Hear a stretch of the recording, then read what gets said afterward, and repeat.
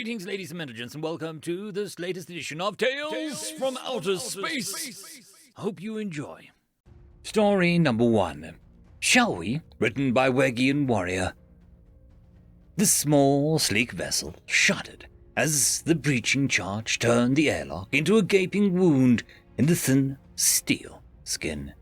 As it hung in the void, a transparent, flexible, proboscis-like boarding tunnel snaked outwards from the larger, angular vessel, attaching itself to the wound and regurgitating a few dark figures into the small vessel.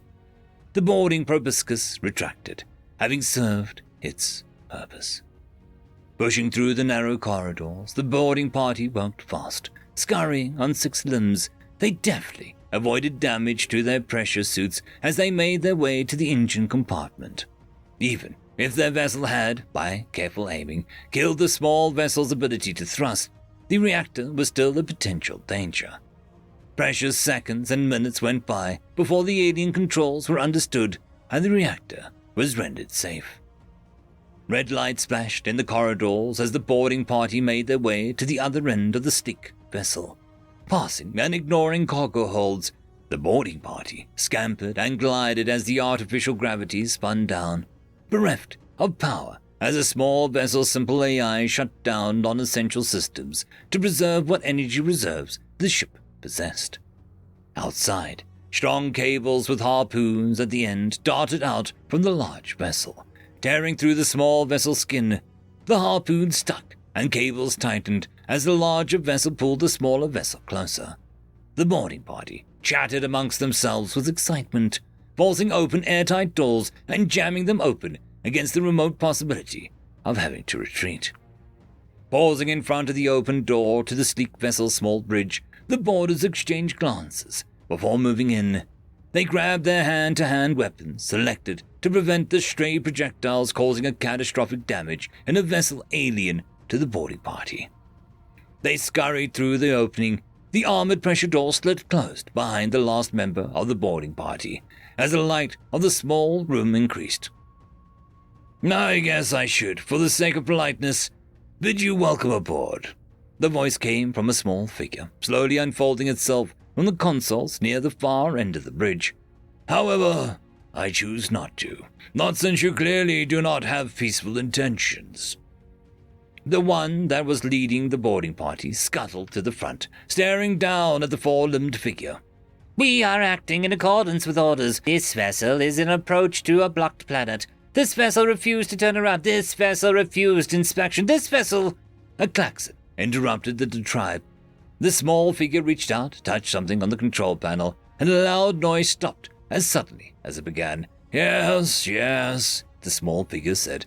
"The thing is, your blockade is killing innocent people, and this vessel is not carrying any contraband. So why should I waste reaction mass and let you pick my ship apart?" The one that was leading the boarding party gazed at one of its group with several eyes. "From scans, 1,880 standard units of ammonium nitrate, 120 standard units of mixed long-chained hydrocarbons, mostly alkanes and cyclooctanes." The one that was leading swiveled its head and stared at the small figure. "Worthless. Why smuggle what can be made on the planet? What was that alarm?" The small figure shrugged before replying. "I carry what I was tasked to carry. As for the klaxons, pressure loss. There's a hard vacuum between here and the air block now." The one that was leading was quiet for several seconds. "Decoy, deception, worthless cargo, pulling our vessels away from the blockade, planning to send military cargo on different vessels while distracted.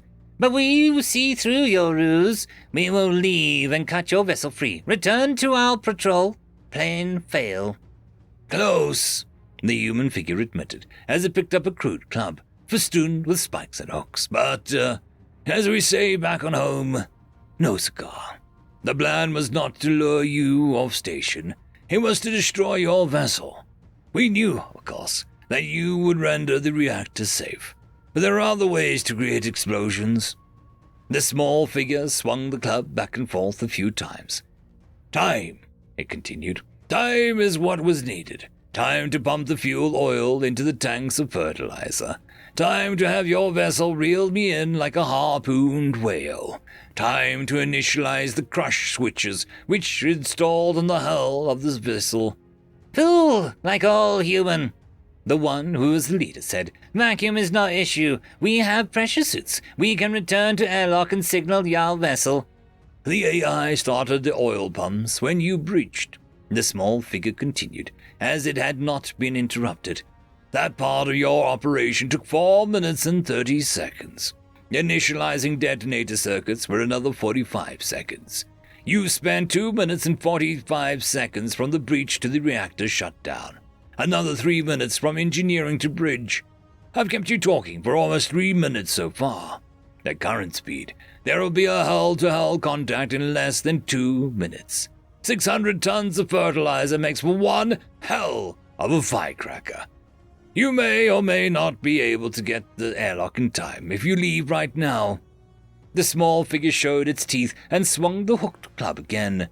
The one who was leader bent backwards as a sharp edge almost touched its suit.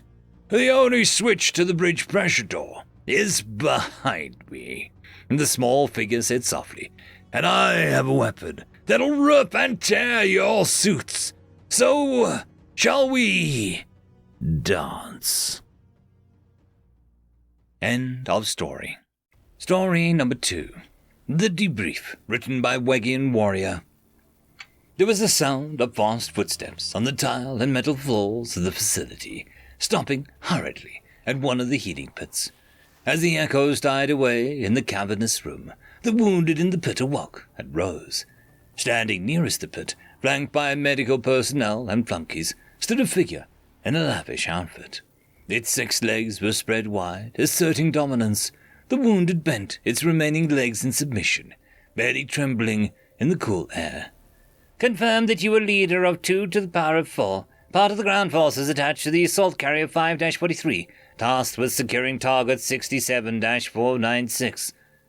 The wounded trembled openly as it replied, Confirmed. That was the tasked objective. Confirmed you failed to secure 67-496, despite additional support from other assets. Confirmed. The received reports are unsatisfactory. You were the highest surviving leader. Amend your report. All details. The wounded sat on its knees, forehead wrinkling with all effort of recall. Target 67-496 was a medium-sized settlement. The wounded began. Defending forces assessed between 2 to the power of 6 and 2 to the power of 7. Defending force tech level assessed to... Preliminary information is known, the lavishly clad figure said, spreading its legs wider. Describe the attack and the deviations from plan. According to standard procedure, scan was conducted for electromagnetic radiation. Results assessed by Commander to be an indicative of adaptive camouflage. Commander requested 2 to the power of 2 EMP bombs over the target area. In accordance with standard and approved procedure, continue. After EMP, visual and sensor scans showed no defending force.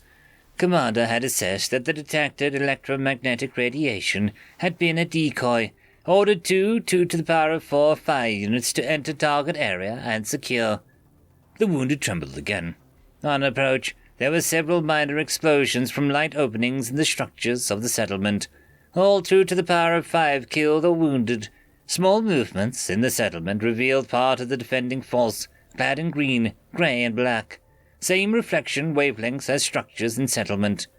The wounded paused as if waiting for a response, before continuing. Commander assessed that defending force had weapons in shielded containers. Since weapons were now in the open, requested additional 2 to the power of 4 EMP bombs. Significantly more than called for in regulations. Assault Force Commander approved, not an issue. Continue.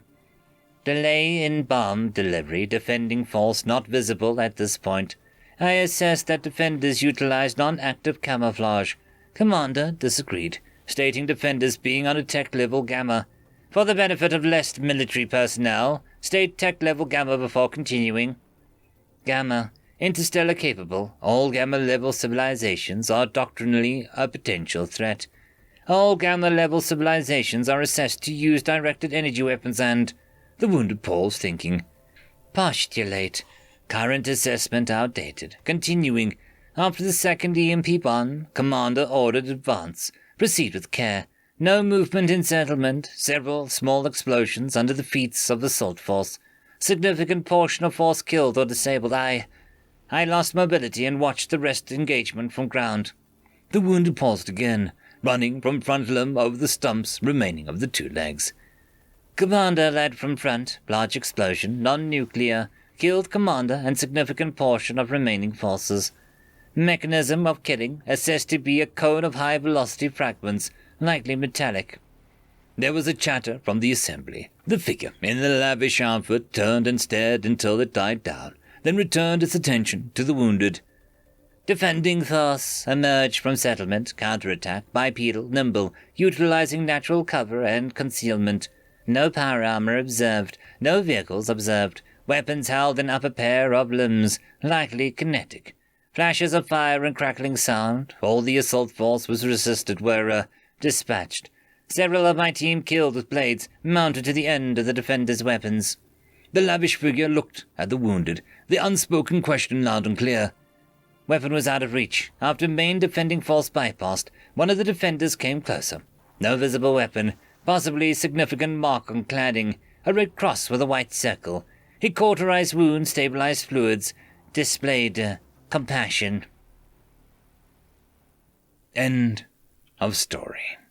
I would just quickly like to thank the T5 channel members and patrons. Caspar Arnholtz, Cam Maxwell, Parky, It's Difficult to Pronounce, Lord Azrakul, and Arcadian.